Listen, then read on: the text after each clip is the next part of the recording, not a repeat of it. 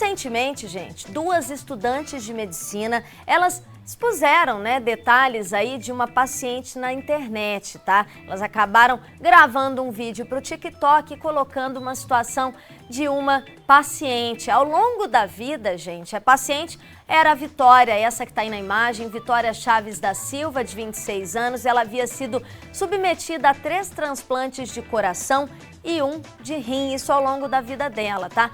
Um caso raro na medicina, viu, gente?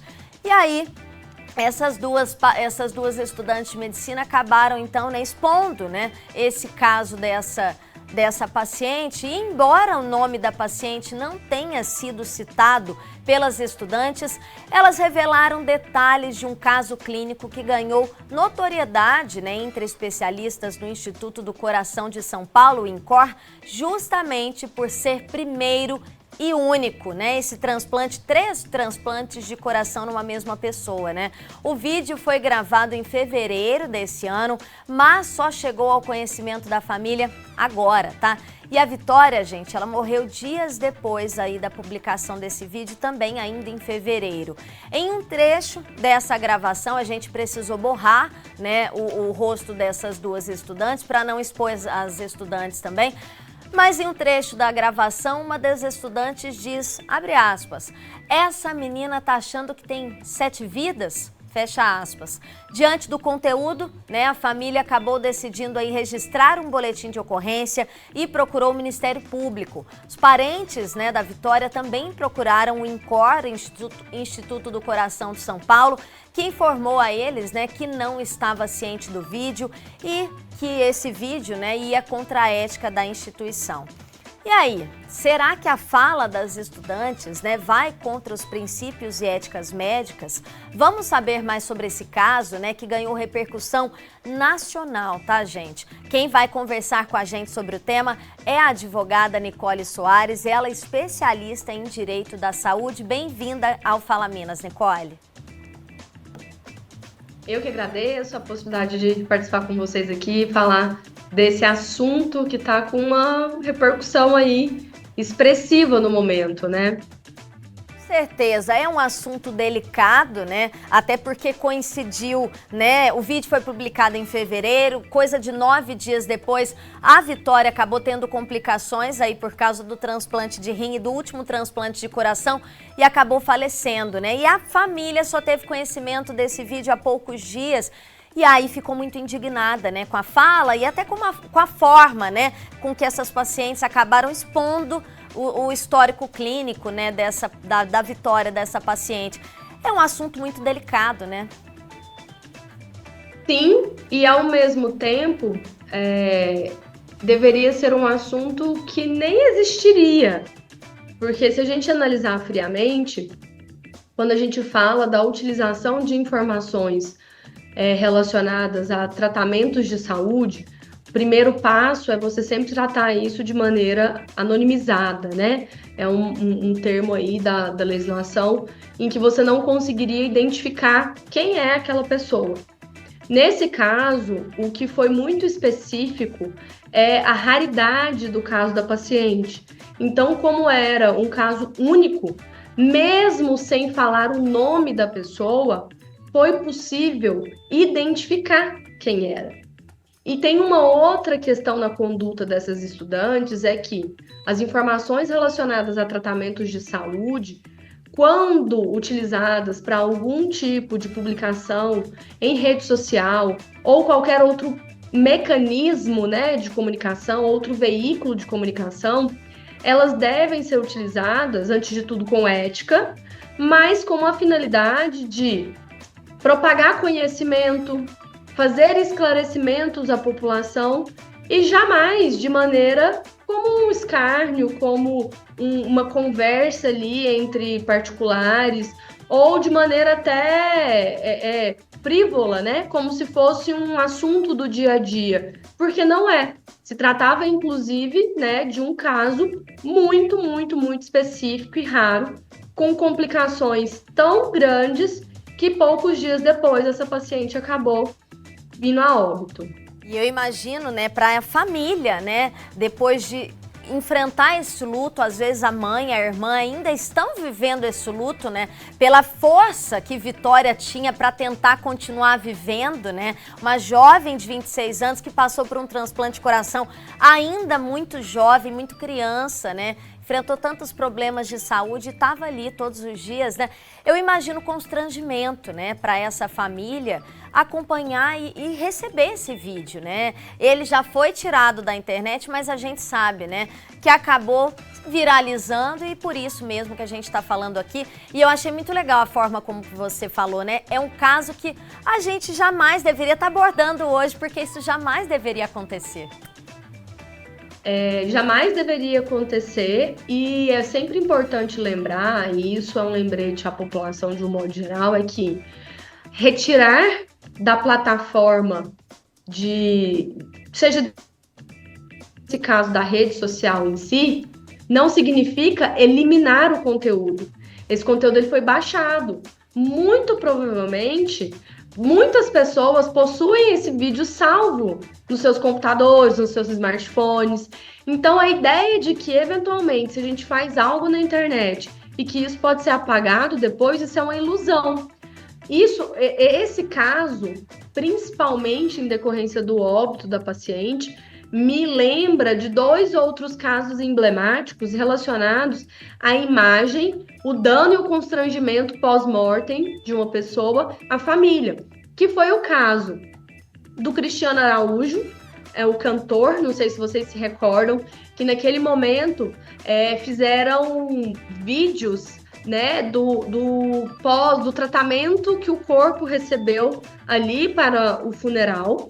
Então, aquilo ali foi muito agressivo para a família, teve demanda judicial, inclusive, para remoção do conteúdo, e, mais recentemente, no período que sucedeu ali o falecimento da cantora Marília Mendonça, também tiveram uma série de vídeos e conteúdos que foram criados ali relacionados a momentos do salvamento dos corpos e das pessoas que estavam na aeronave e que acabaram também ocasionando esse tipo de sofrimento. E eu tô falando de casos com grande repercussão na mídia, mas a gente sabe que isso acontece em esferas menores de relacionamento, cidades menores, que esses vídeos às vezes circulam não em redes sociais, mas em grupos de WhatsApp, e que as pessoas acabam banalizando uma situação como essa, e com certeza, muito do tamanho desse problema,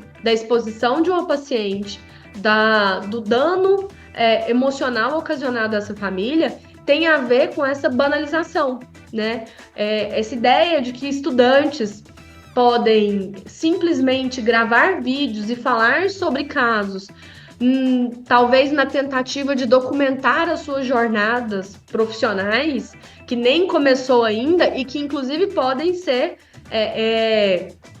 sacrificadas em decorrência dessa conduta dessa pessoa enquanto estudante, traz essa ideia de que, ao tornar o nosso cotidiano, o nosso dia a dia, as nossas rotinas, algo para ser simplesmente replicado e postado, a gente banaliza situações que são gravíssimas. E é nesse momento que se ultrapassa uma barreira ética, que apesar delas serem estudantes, elas já devem observar, até para que não corram o risco de prejudicar o seu futuro enquanto um profissional da área médica. Exatamente. Olha, para quem não conseguiu acessar esse vídeo, tá? Numa das falas, né, uma dessas estudantes ainda diz o seguinte, assim, ó, a segunda vez ela transplantou, falando do transplante de coração, tá? Ela não tomou os remédios que ela precisava tomar. O corpo meio que rejeitou e teve que transplantar de novo por um erro dela.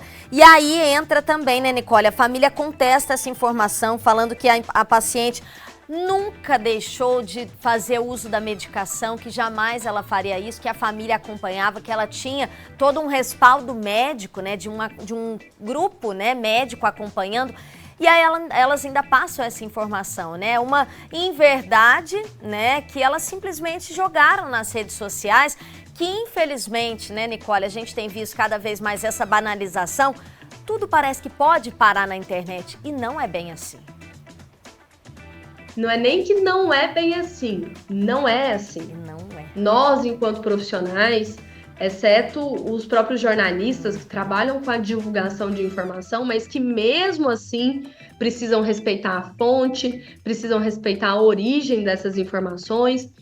A gente não pode simplesmente jogar tudo na internet. E tem um ponto muito importante nesse caso em questão, é que essa conduta, ao banalizar informações sobre uma paciente que passou por transplantes, você também banaliza o próprio mecanismo, o próprio programa de transplante, que é um programa que foi um ganho enorme do nosso país e que serve de referência para o mundo inteiro.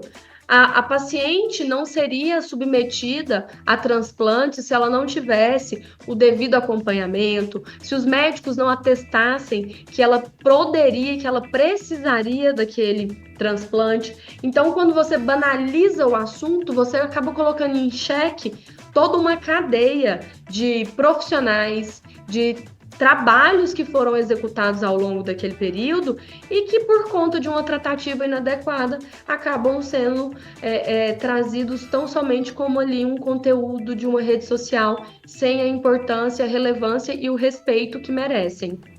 E olha, gente, só para vocês acompanharem também, né? A assessoria jurídica das duas estudantes, tá? Ela já informou aí, através, né, de uma nota, que o conteúdo divulgado teve como única intenção expressar surpresa diante de um caso clínico mencionado no ambiente, né, de estágio, que elas fizeram apenas uma reflexão espontânea sobre o assunto.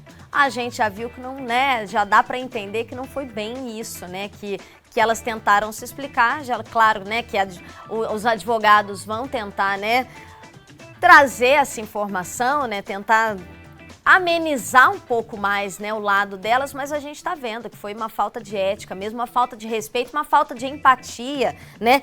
E aí a Secretaria de Segurança, né, Pública de São Paulo também já informou que o caso está sendo investigado como injúria e que o inquérito policial foi instaurado, né, para apurar os fatos e responsabilizar os envolvidos. E o Ministério Público também já disse, né, que o caso foi distribuído aí para o 4º Promotor de Justiça de Direitos Humanos da capital, que vai avaliar essa situação. É uma situação delicada, né? É um caso muito raro e, claro, né, para os especialistas, né, Nicole, como você falou, não precisava nem mencionar o nome dela, né? Ficava claro, claríssimo para quem acompanhasse o vídeo de quem elas estavam falando.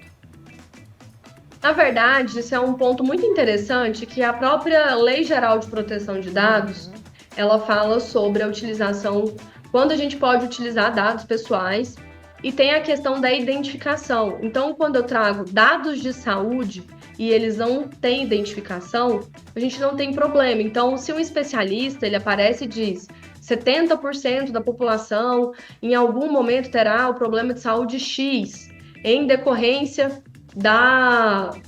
de morar na cidade Y. 70% de uma população inteira, de uma cidade grande, não dá para você identificar. Mas até me veio à mente aqui uma comparação que, por exemplo, se eu uso a imagem da perna de uma pessoa e essa pessoa tem ali uma pinta, um sinal, muito provavelmente eu não identifico essa pessoa. Mas imagine que essa pessoa seja angélica, que tem, inclusive, né, um sinal ali muito conhecido por todos, por conta da sua própria notoriedade.